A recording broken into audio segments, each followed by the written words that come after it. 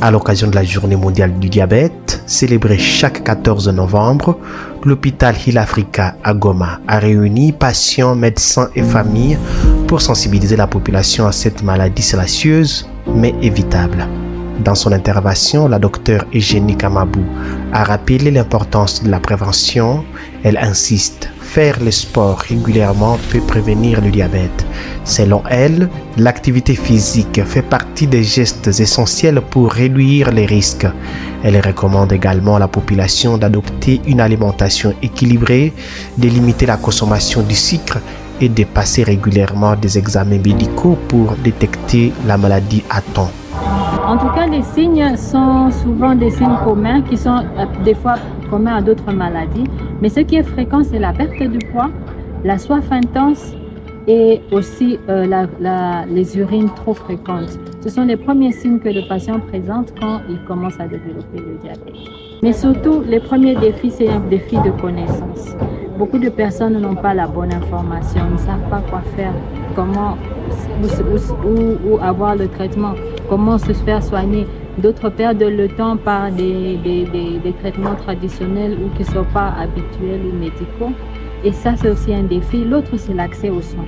Nous avons beaucoup de problèmes de finances et beaucoup de gens ne peuvent pas avoir accès aux soins et vivent avec leur diabète sans pouvoir prendre le bon traitement ou faire les bons examens. Mais aussi la communauté des fois ne les supporte pas. Ce sont des gens qui sont souvent discriminés, marginalisés à cause de leur maladie et souvent on les met à part, même dans les réceptions, même avec les autres personnes. On dit toujours la diabétique, ça c'est la nourriture pour les autres.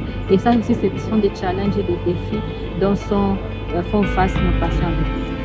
Le premier conseil que je leur demande, c'est de s'informer, de toujours être en contact avec le personnel soignant. Le deuxième, c'est de contrôler leur glycémie, prendre leurs médicaments et surtout venir toujours en contact avec leur médecin traitant, puisque comme ça, ils pourront être sûrs que leur diabète sera équilibré et ils pourront mener une vie épanouie avec un bien-être. Comme nous avons dit, le type 2, c'est souvent un diabète qui s'attrape chez les personnes âgées, les personnes adultes qui ont déjà des fois des masses. La prévention pour moi serait d'abord d'avoir un style de vie correct. Ça veut dire éviter de manger les nourritures trop grasses, les nourritures trop sucrées, les nourritures avec trop de calories. La deuxième chose, c'est d'avoir l'habitude de faire l'exercice physique. L'exercice physique nous permet de garder notre corps en bonne santé, de brûler ces excès de calories et de graisse qui peuvent être dans le corps. Et la troisième des choses, c'est de pouvoir faire des check-up réguliers pour savoir son état de santé. Au-delà des conseils médicaux, cette journée a été marquée par des témoignages touchants. 2 femmes vivant avec le diabète ont accepté de partager leur expérience. L'une raconte comment la maladie a bouleversé son quotidien et l'a obligée à changer son mode de vie pour protéger sa santé. L'autre parle du poids psychologique, des défis familiaux, mais aussi de l'importance du soutien et du suivi médical. Leur récit rappelle que le diabète n'est pas seulement une question de chiffres, mais une réalité humaine faite de courage et d'adaptation. Ce n'était pas facile pour moi.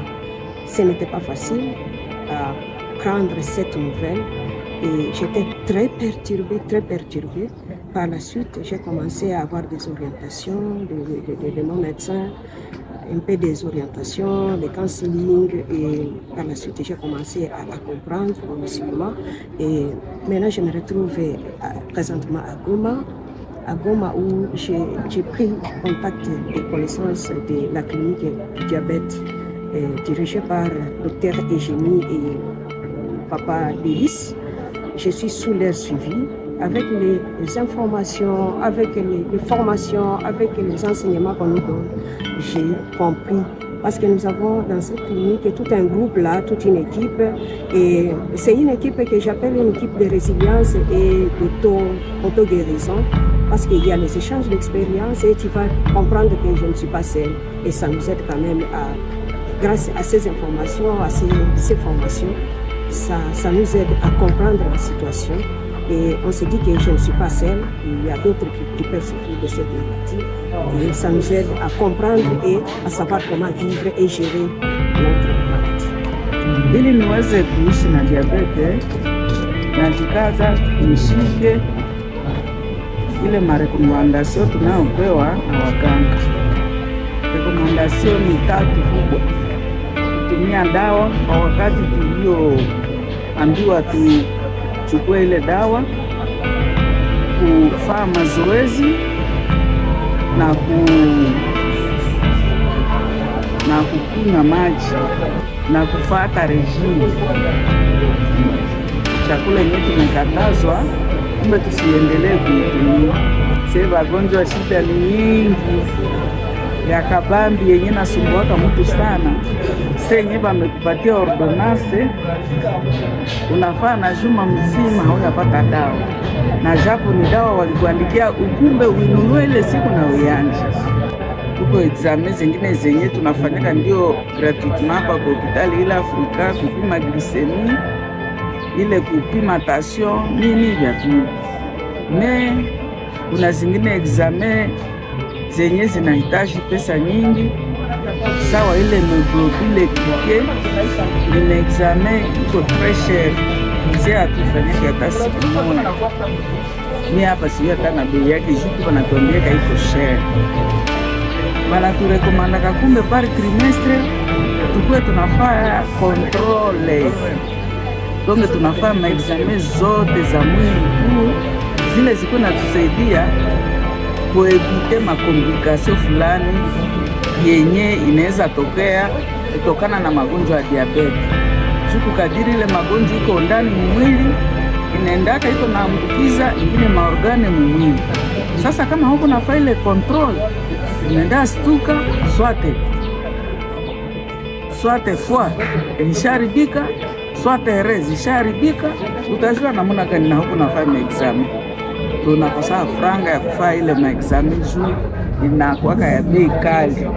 Institué en mémoire de Frédéric Batting, l'un de ceux qui ont découvert l'insuline, cette journée mondiale est célébrée depuis 1991 sous l'égide de la Fédération internationale du diabète, FID en sigle, et de l'OMS. Elle vise à informer, prévenir et mobiliser les communautés autour d'un enjeu de santé publique majeur. Agoma Hill Africa s'inscrit pleinement dans cette mission, sensibiliser, accompagner et encourager chacun à adopter des habitudes de vie plus saines.